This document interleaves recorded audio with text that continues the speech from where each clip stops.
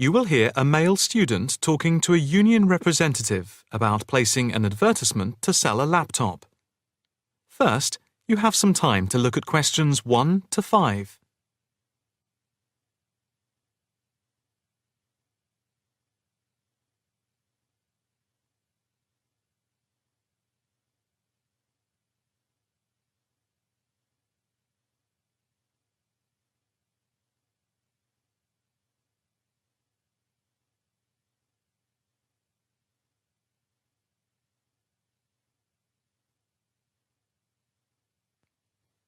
Now the test will begin.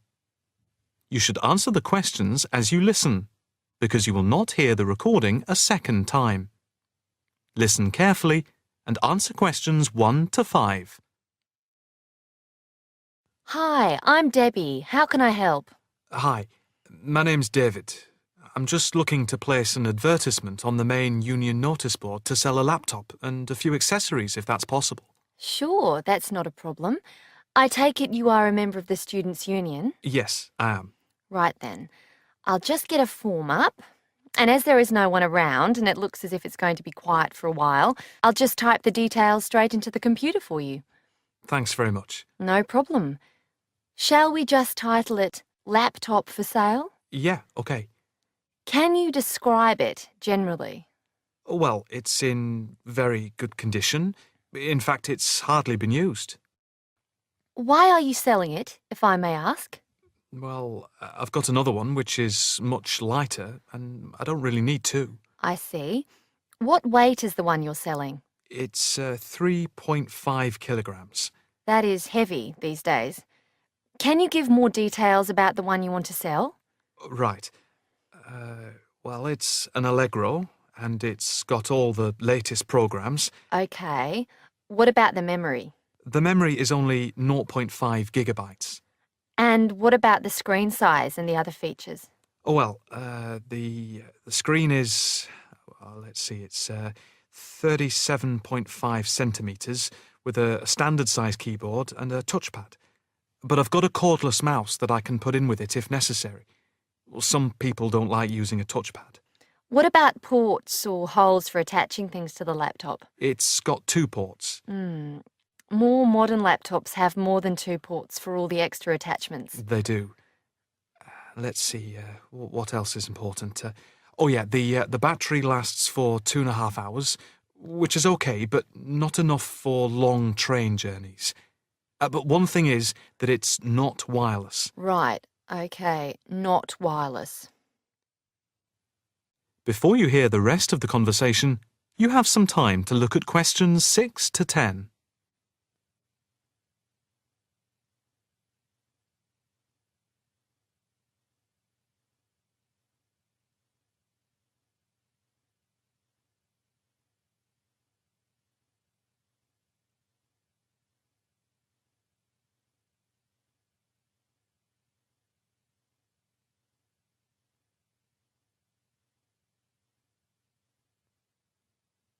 Now listen and answer questions 6 to 10.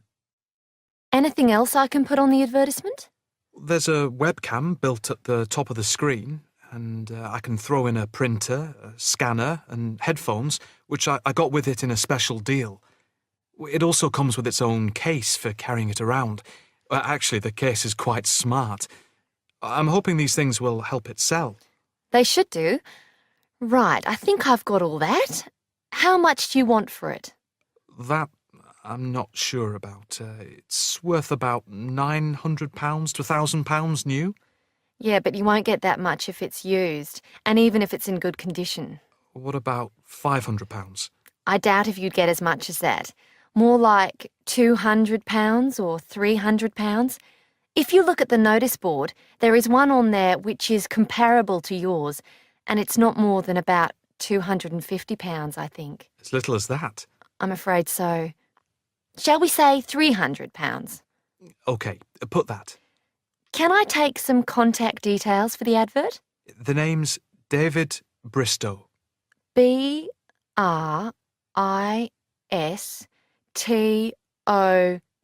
Yes, that's it. And a mobile or email? Both, if you want. It's DIB_7791 OK, and the mobile? That's 09875 423387. That's it. If you send the picture, I'll add it and print it out and stick it up for you. OK, I can get that to you today. Right, I'll type in here, advert placed the 22nd of October. Fine. And good luck with the sale. Thanks.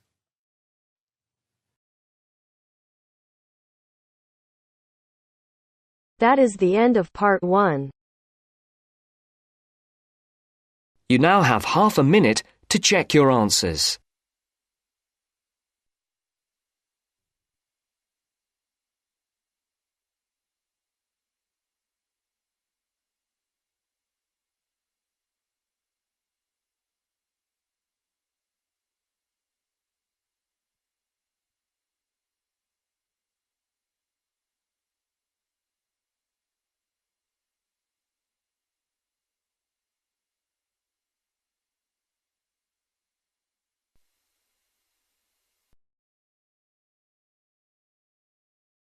Now turns to part 2.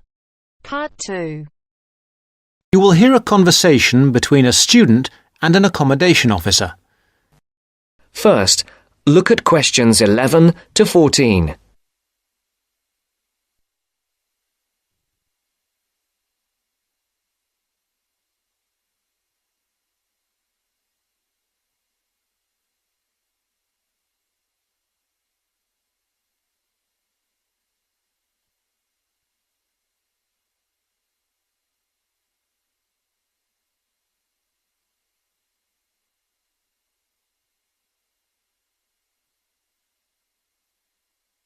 Listen carefully. Well, you have left things a bit late.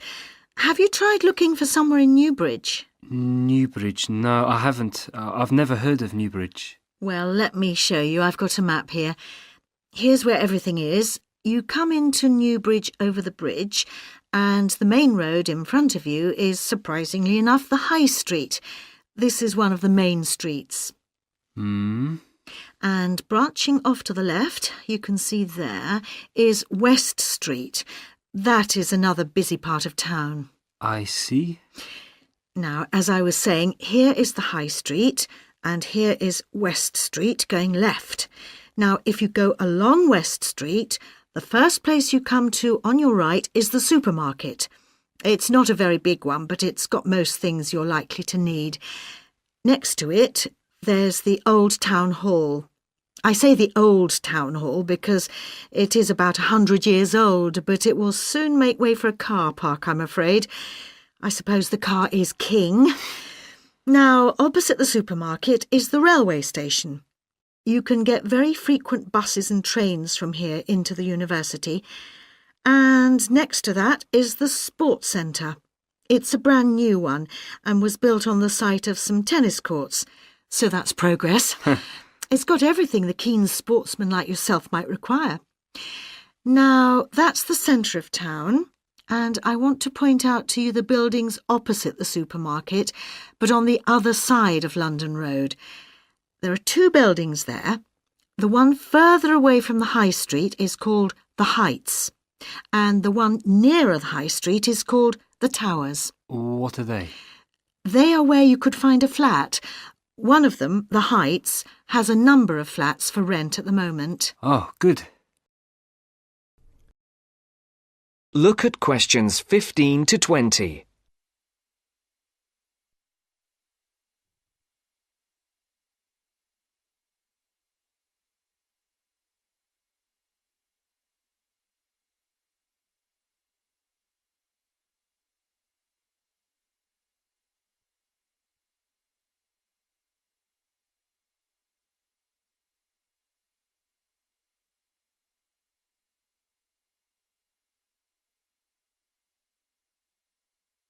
You will now listen to the second part of the talk.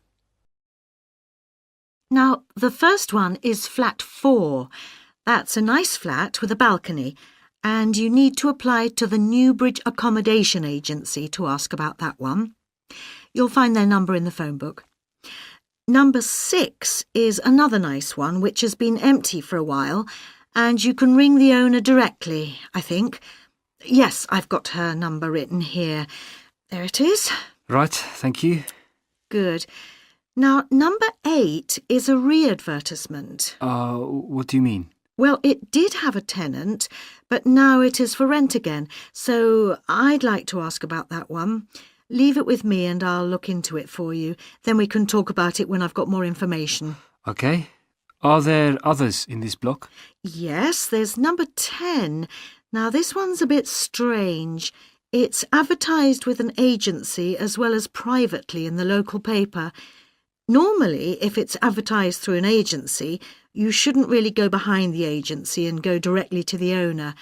But on this occasion, I suggest you just answer the advert here in the newspaper, which the owner has obviously put in. Okay. Finally, there is number 14. This is with the New Start agency. This is an agency started by the girl who was my assistant here, and she left to make money for herself, so she's not my favourite person. But I'm afraid I would have to advise you to go through the agency anyway. Again, their number is in the phone book. All right, is that something for you to be starting with? That's great. But what kind of place is Newbridge? It's a nice place. It was developed about 100 years ago, really for people who worked in the factories around there. They were clothing factories and everyone worked in them, men, women, boys and girls. Then, when the factories closed down, things got very difficult for the town. There was a huge amount of unemployment until a few years ago when, in the telecoms boom, a company making mobile phones started up. I think your phone was made in Newbridge. And now this company employs most of the people in the town. There are new housing estates on the edge of the town, but they're mostly occupied by young families, and there isn't much student accommodation there. Most flats and so on are in the centre. That sounds good. Well, let me know how you get on. Yes, of course. Thank you. Bye. Bye. That is the end of part 2. You now have half a minute to check your answers.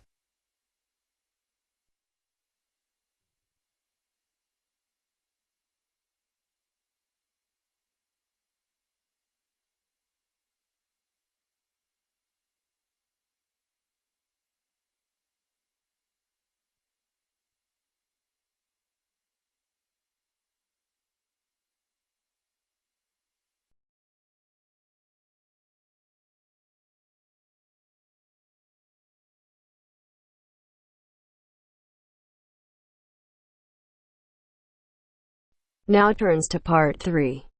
Part 3. You'll hear a conversation between Astrid and Henry about the lecture they've just heard. First, you have some time to look at questions 21 to 24.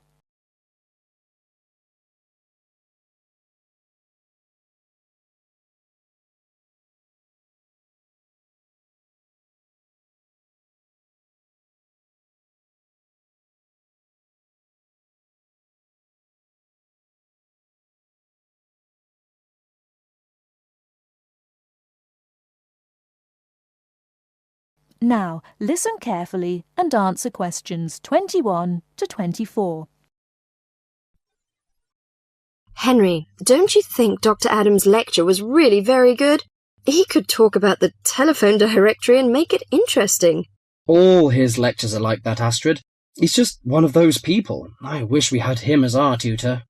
I bet you that he is very demanding, though.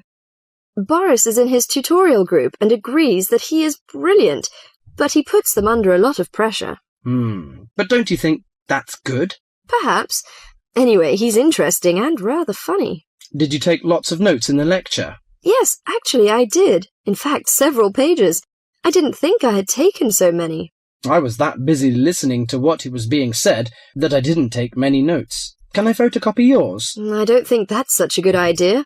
You won't be able to read my handwriting. And sometimes I write them in English and sometimes in Arabic.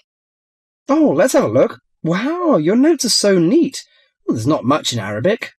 There is on this page. Yes, there is. Dr. Adams would be pleased to see this, especially given what he's talking about. Before you hear the rest of the talk, you have some time to look at questions 25 to 30.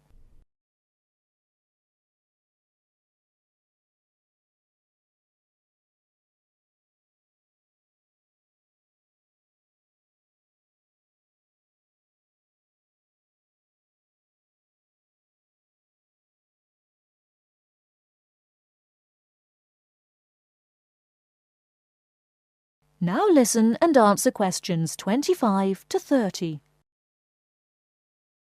Don't you keep careful notes?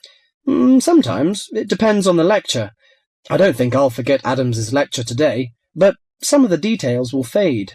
I type up everything afterwards, so you can have a copy then, and you can fill in anything I've missed. I'm not so good on the broader concepts. I'm better when it comes to detail. Just what Adams was talking about. Well, I am definitely a detail person. I need to have everything written down before I can get the concepts clear in my head. And I am the complete opposite. I find all the detail clutters up my mind, and I get very frustrated, which was just what he was on about. He mentioned a book he had written. He mentioned several. The one on space and the individual. Yes, called My Space. It's on the book list. So it is. I think I'll get that out of the library, or get my own copy. Did you get what he said about spatial awareness? I didn't really. Yes, it was fascinating. I can't be as eloquent as Adams was, but I know several people who are frighteningly intelligent, but they have difficulty reading simple directions, even when getting to places that they know very well. I find that difficult to understand. Everyone learns the way to walk to the shops and things like that. You mean just the way people learn spelling? You know, people misspell words, make mistakes in countless areas of their lives, and going in the right direction is just the same. Remember what Adam said about the number of people who cannot tell left from right, north from south, and so on? Do you know which way is north? It's that way.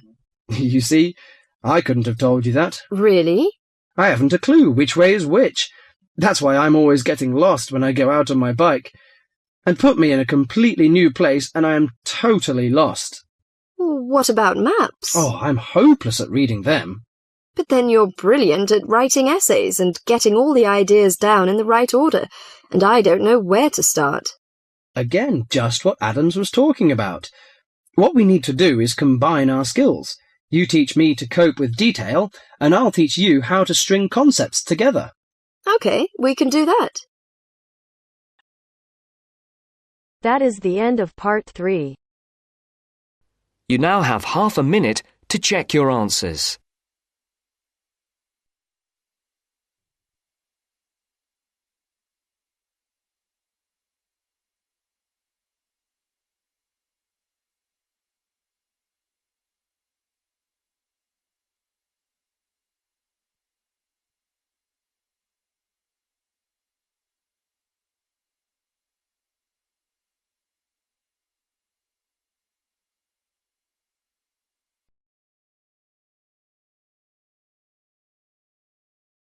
Now turns to part 4. Part 4. Today I'm going to talk about my end-of-year project. First, you have some time to look at questions 31 to 40.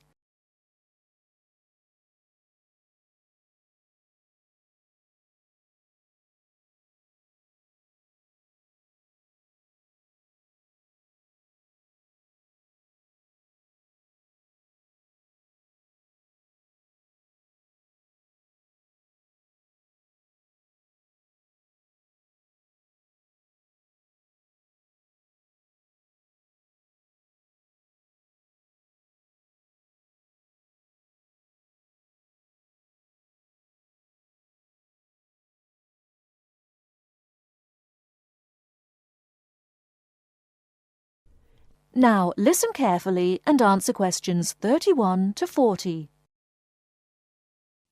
Good morning. Today I'm going to talk about my end-of-year project. I wanted to find out why men and women tend to perform at different levels in particular sports. Let me start by explaining why I chose this subject. Now, as some of you may know, I'm an enthusiastic long-distance runner myself, but I have never felt particularly worried about the fact that I usually finish several minutes behind my male counterparts. How it all started was when a first-year student approached me because he'd read an article about why women swimmers never compete successfully with men and wondered if I could look into the issue in regard to running. My tutor confirmed that a lot of interesting research had been done on this issue, and also I knew that whatever I found out was likely to be useful in training programs I run at a local girls' school. So, I started doing some preliminary reading, and what I found out was a mixture of the expected and the unexpected. It didn't come as all that much of a surprise to learn that male runners have more muscle and women more fat, and this accounts for most of the difference in sports performance between men and women. This is normally caused by differences in hormones. A male hormone, testosterone, builds muscle, whereas a female hormone, estrogen, causes fat to accumulate. Of course, this was something that we learnt about very early on in sports science. But then I began reading about the nature of muscle, and this is where I found something that did surprise me. Men and women have exactly the same type of muscle fibers, which means that they are capable of fuel burning at the same rate. I was also reading some very interesting research on differences between the average height of men and women. We all know, of course, that men are much taller on average than women, but what this means is that women actually work much harder because they have to take a lot more strides to cover the same distance. I hadn't understood that before I read this research. So, I set up my own small-scale research project to investigate some of these points and a few others. I asked for men and women volunteers from the university running club, and I timed their speed in a race. Then I worked out proportions by dividing a person's running time by their height. And what I found was that by this measure, men were only slightly ahead of the women. For my second experiment, I put weights on the men's shoulders, so that the men and women would have the same height-to-weight ratio. I found that under these conditions, the women actually ran faster than the men. In my last experiment, I decided to look at what is called elasticity, by measuring how high the men and women could jump. And I found that my male and female participants had equal levels of jump power. That is the end of part 4. You now have half a minute to check your answers.